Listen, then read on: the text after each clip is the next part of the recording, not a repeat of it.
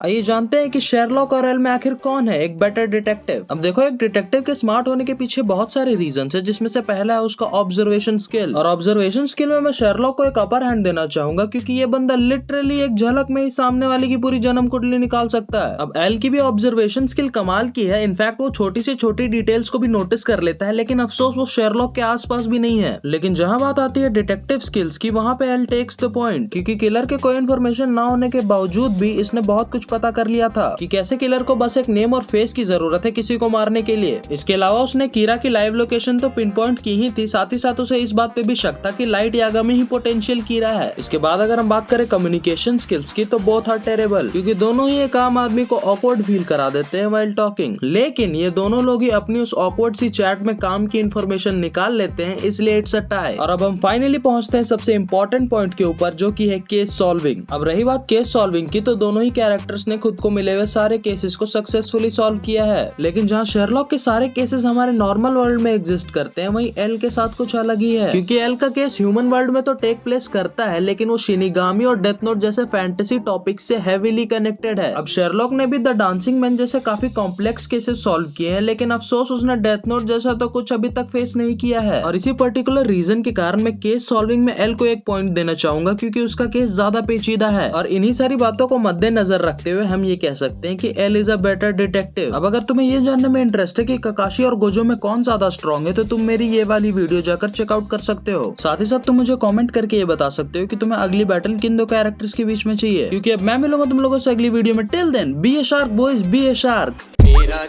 जूता है जापानी, ये पतलून इंग्लिस्तानी, सर पे लाल टोपी।